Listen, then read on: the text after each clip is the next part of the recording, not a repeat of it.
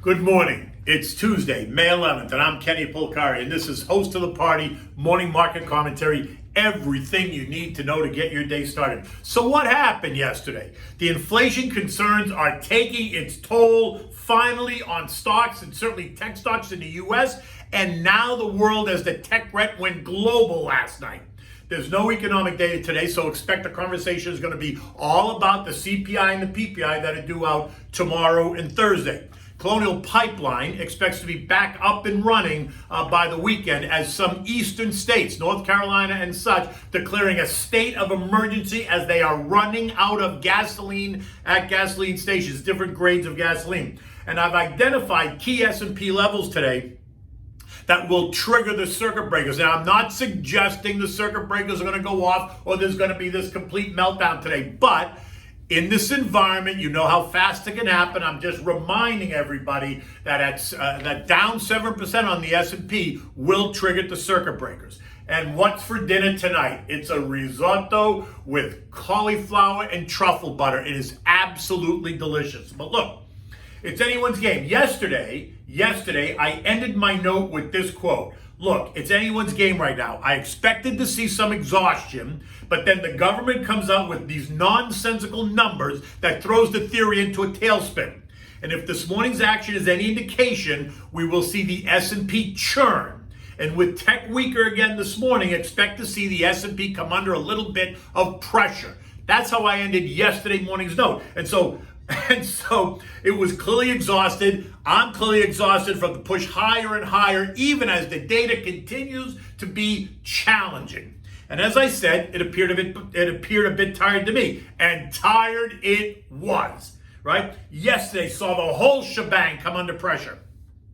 The rally that took the indexes higher on Friday were nothing but a distant memory, right? They were a little bit premature. NASDAQ and tech names were weaker in the pre-market. They collapsed under their own weight during the regular trading session. The NASDAQ couldn't get out of its own way, ending the day down 350 points or 2.5%. And that dragged the S&P lower as well, considering that so many of those sexy tech names are also a member of the S&P 500. So as those names continue to come under pressure, it puts pressure then on the S&P.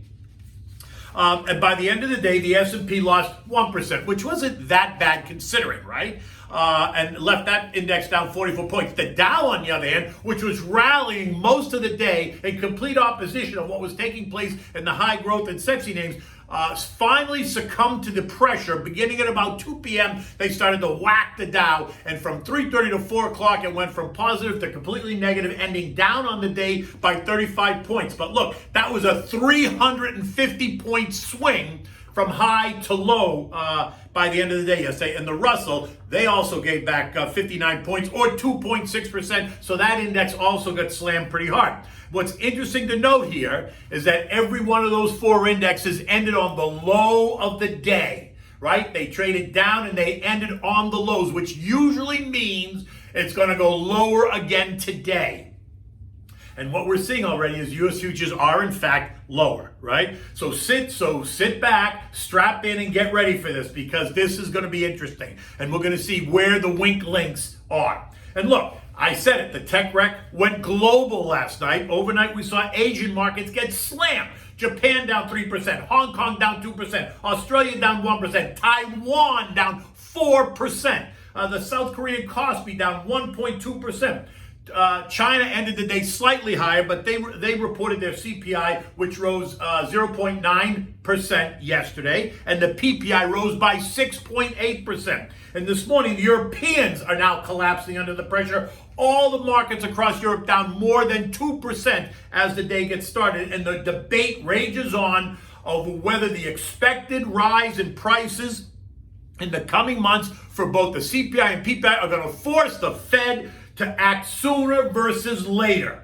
Yesterday, the bond market expectations for inflation for the next 5 years, which you know I think is kind of an odd metric, yet that metric did climb by 3.4 basis points the end of the day at 2.73%. And while I think it's difficult to make an assessment or an investment decision on that one metric, investors are assuming, by the way that metric reacted yesterday, that the rise in consumer prices and producer prices is going to be bigger than what everyone expects. Now, that could be, but in my opinion, that was really just an excuse, right? The markets needed a reason to back off. We keep saying they're just looking for a reason, something that hits them upside the head. And quite honestly, that 5-year inflationary bond metric to me, which seems a little bit difficult to kind of base an investment decision on, was enough to create some angst, right? And we are going to get that inflation data tomorrow at 8:30, and then you're going to get producer prices on Thursday at 8:30. And so all this tells you is that there are some nervous players, nervous algos, nervous investors, that are all playing in the playground. And so all they needed was an excuse to hit the sell button and run for the door. And when the algos go into sell mode, just like when they go into buy mode, the alert gets sent out, right? So once the algos go into sell mode, the alert gets sent out, and the buyers in this case, because the market's under pressure, they get that same alert. They cancel their inline bids. Either they cancel out completely or they move lower. They leave a void in prices, which allows then the market to retreat. And in this case, you could say collapse in some cases, right? Again, think of it like this. Why would you pay $70 for a stock when someone's willing to sell it to you at 65 or even 60? Why would you stand there and bid them 70? You wouldn't. You would back off. So if you got the alert that sellers are starting to come and you're out there bidding 70, you're going to cancel your bid because you don't want to get hit at 70 and you want to bid lower at 60. You want to see how anxious the sellers get. And that's exactly what happens. Now look, the reverse also happens, right? When the algos get the buy signal, the same alert goes out. And if you're a seller, you immediately withdraw and you offer your stock higher, or you take it out completely because you want to wait and see what happens to the market. In this case, the fear of missing out mentality, right? What has pushed these stocks to prices that are so extreme is going to bite everybody in the ass, in my opinion. And when rates start to rise and mortgage rates start to rise, then the lunacy in the housing market is going to come unglued as well. But that's a whole nother story, and we can talk about that another time. Look, we've been talking about it for a while. Valuations got stretched and stretched and stretched, and in this case, valuations for these sexy high-growth tech names got even more stretched. They're currently trading at 26 times forward 12-month earnings, right? Well ahead of the norm. And while that seemed okay when the conversation was about interest rates remaining low and the Fed remaining accommodative and inflation remaining subdued, it might have made sense. Well, guess what? It now appears that the market thinks inflation is about to rear its ugly head, and the Fed will be forced to change its tune. And if that's the case, 26 times forward earnings is going to be very pricey, so investors are going to rethink it and they will reprice it accordingly. And that's what you see happening. They are repricing the risk. It's not necessarily a reason to completely panic. Understand that they are repricing the risk. Right? The recent surge in commodities is only exacerbating the story. Yesterday, copper notched a new record high. Iron ore rose more than 10%. Lumber, oil, gasoline, corn, wheat, soybeans, etc., all pushing higher. The Bloomberg Commodity Index, BCOM on your Bloomberg screen, is up 54% in 12 months. It's up 15% since January. And the Invesco Optimum Yield Commodity Strategy ETF, ticker symbol PDBC, is up 72% in 12 months, and it's up 29% since January. And it just doesn't stop until it does. And that just might be on Wednesday or Thursday. In fact, when we get the April CPI report and the April PPI report, you better sit back and relax. Because again, if the numbers are more than it's expected, it raises the issue about what the Fed is going to be forced to do. And if it's perceived that they are behind the 8 ball, then all we're going to hear is, Houston, we've got a problem. Now, while the whole place got smacked around yesterday, right? Money coming out of every sector, certainly tech got it worse. The money was redeployed defensively, and that makes perfect sense, right? You want money still in the stock market, but you need to kind of move it around, take it out of the high growth names and move it more into the defensive cyclical names. So money moved out of growth once again and into value. And it was even more evident yesterday with the SPYG, which is the S&P Growth ETF, losing 2% of its value yesterday, while the SPYV, which is the value ETF, was essentially flat. It ended up 0.0 0.02%, which you say, okay, that's nothing. But guess what? Compare that tiny rise with the big fall in the growth stocks, and then you tell me who won that fight, right? Utilities were the clear winner amongst all the players yesterday. The XLU rose more than 1%. Following a close second, consumer staples up 0.7%. And again, you have to think value and defense. Utilities and consumer staples are like the kid at gym class that nobody wanted on their team, right? Until they figured out that the kid that they didn't want had some talent, and then they're all fighting over the kid. Well, that's exactly what's happening in the stock market. Nobody wanted value because it wasn't exciting, it wasn't sexy, it wasn't, it wasn't the story that everyone talked about at cocktail parties. Well, suddenly, guess what they're talking about at cocktail parties? The value trade. So guess who won in that case? The kid that nobody wanted, which in this case are value stocks. This morning, the global tape is red. And as noted above, as I said earlier, Asia was a mess, European markets are under pressure, and U.S. futures are suggesting another difficult day. But remember, the rising rate story is not new. It's just that suddenly everyone's paying attention and just realizing that haphazard buying, pay anything for anything, fear of missing out trade can't go on forever. Valuations are stretched. Hello, housing, just think about that. I'm just saying. Dow futures are now down 105 points. The S&P is off another 25 points. The NASDAQ lower by another 160 points. And the Russell at the moment is giving back 20 points as we brace for another wave of selling pressure as investors are repricing the risk. The favorites, you know them, getting hit hard. All the FANG names got hit hard along with the tech disruptor names, Tesla, Zoom, Teladoc, CrowdStrike, Shopify, etc., getting hit even more. And Cathie Woods' ARK ETF, ARKK, fell another 5% yesterday, bringing her loss to more than 35% since the February highs when this whole concern started to build and this whole rolling repricing in tech began. FYI, on this ARK stock, just so you know, the stock now looks like it's headed for the $85, $90 range after yesterday's complete breakdown. It's broken down now through all three trend line supports, and now it just looks like it's in a free fall until we get to that $85, $90 range where it should find support going back to a year ago, right? I'm just saying, if you're interested. Look, there's no economic data to speak of today. So like I said, brace yourself for tomorrow and Thursday, or in fact, brace yourself for today. European stocks are all lower, following in the Asian footsteps, which followed the U.S. action on Monday.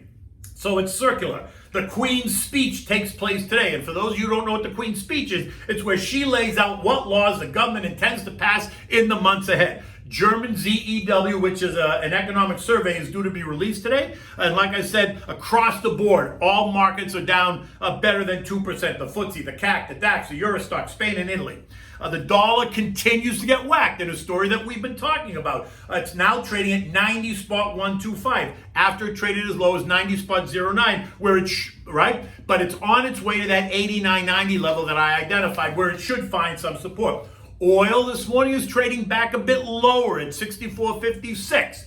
Two things. The Colonial Pipeline indicated that they may be able to get parts of their transportation pipeline up and running by the weekend, if not the whole thing. The closure of this pipeline has led refiners in Texas to cut refining output. So therefore, they cut back on demand for crude oil, and that's putting a little bit of pressure on prices. It's not a big deal because if they get the pipeline up and running again, which we assume they're going to, then the products will start to flow again, and demand will come right back up. So don't let this change your mindset about where oil is going to go.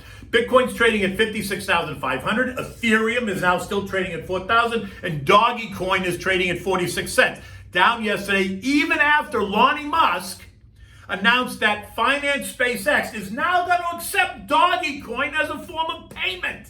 As they launch their lunar mission next year, the rocket is going to be called Doggy 1, Mission to the Moon. I mean, honestly, now it's getting really stupid.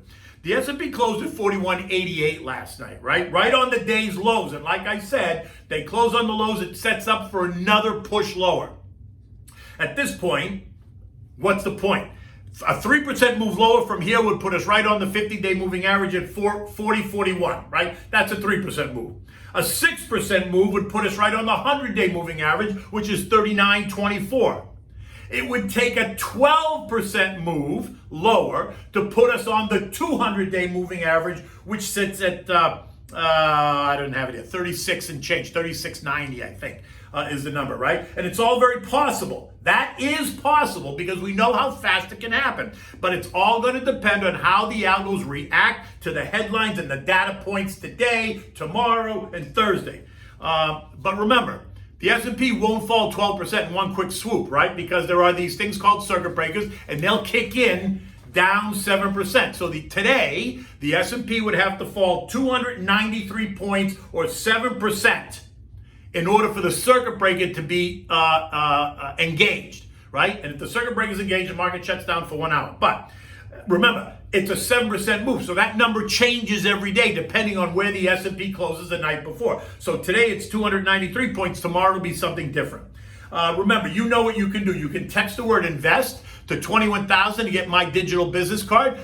Feel free to download it. Feel free to reach out. I'm always happy to discuss the markets, and I'm always happy to discuss what I might be able to do for you in terms of coming up with a plan and doing some wealth management. Now look, here's the all-important part of this YouTube video. It's what's for dinner. And tonight we're having risotto with cauliflower and truffle butter. Oh my God, this is so delicious, right? It's another great risotto dish. It's easy to make, but it is so delicious. You can make it as a first dish. You can make it as an appetizer. You can serve it on the side. But no matter how you serve it, it's delicious and you're gonna love it. So for this, you need a diced big white Spanish onion. Olive oil, you need butter, you need 2 cups of arborio rice, you need a half a cup of dry white wine, you know what I like, Pinot Grigio Santa Margherita, you need cauliflower florets, cut into little bite-sized pieces, you need a warm chicken broth, so you're gonna get, a container of chicken broth and put it on the oven and just put it on simmer so it warms up.